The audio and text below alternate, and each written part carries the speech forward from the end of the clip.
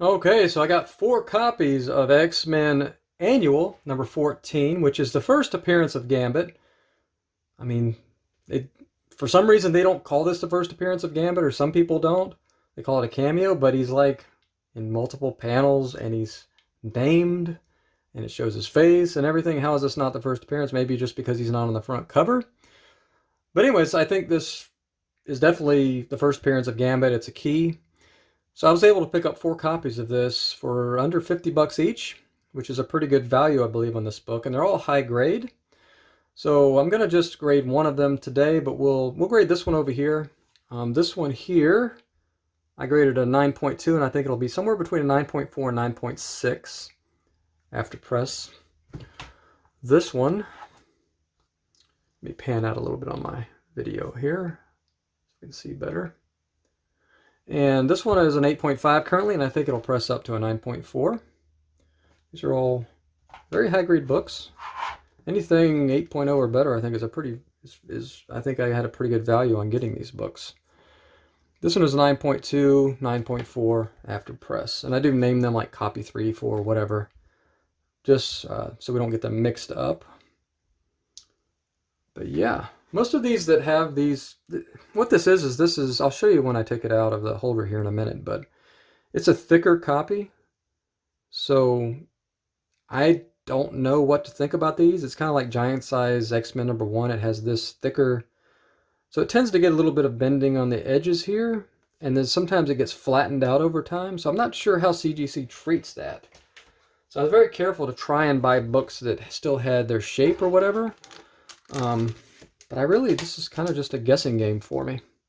So this particular copy here looks like it's in good shape, but you can kind of see that on the bottom here. It's kind of like almost bent down and flattened a little bit.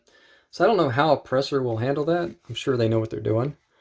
And I'm pretty sure that can be bulked back up, spot tacked or ironed, whatever they do to fix that up. Let's go ahead and just take a look at this one.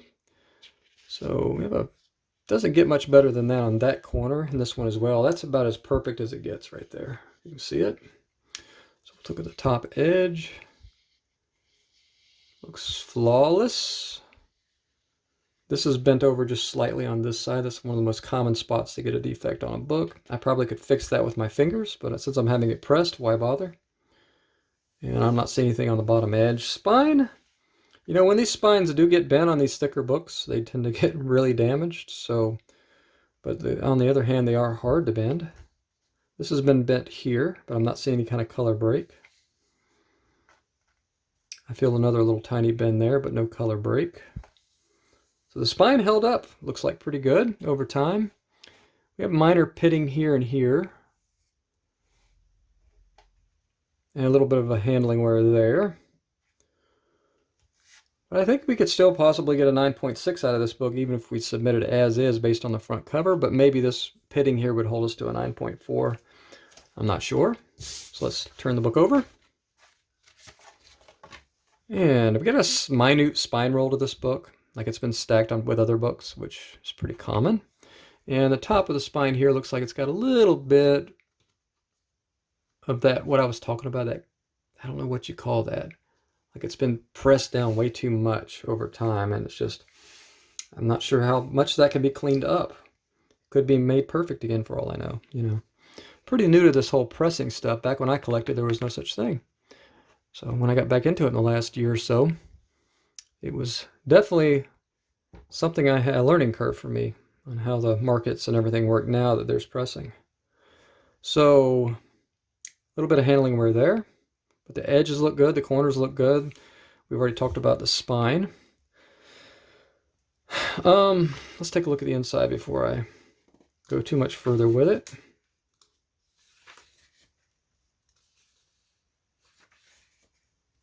And this is definitely a cool book. I did read through it recently.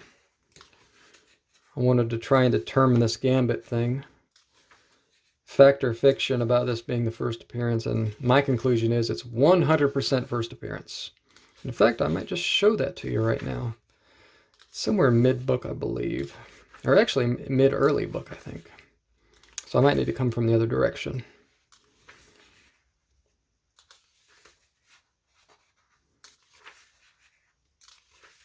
Yeah, let's flip it over here carefully. Okay.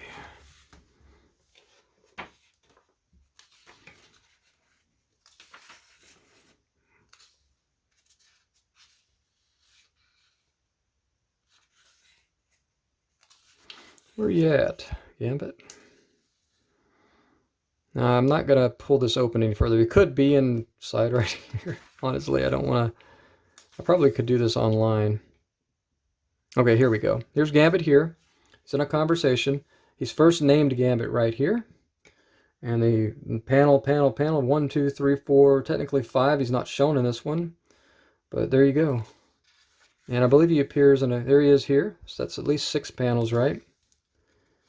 And that's probably not it. He's in here again, I believe. But, you know, that's enough for me, just showing that to be a first appearance. Here he is again. 7 panels, probably 8. I'm not going to...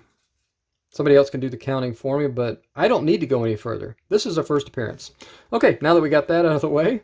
So, yeah, I think this is probably borderline 9.294. But I really think, submitted right now, this would get a 9.4. But it doesn't really matter. I'm going to get this pressed. And I think this is certainly a really good chance of 9.8. In fact, I'll be slightly surprised if it doesn't get 9.8. 9.6 is fine. I'm okay with that. I'll need an explanation on why this would be a 9.4. But, so after press, we're going to just say this is 9.8. So I'll see you in the next one. I believe we have only one more left in this submission. And I believe that is Web of Spider-Man 1, if I'm not mistaken. So we'll see you then.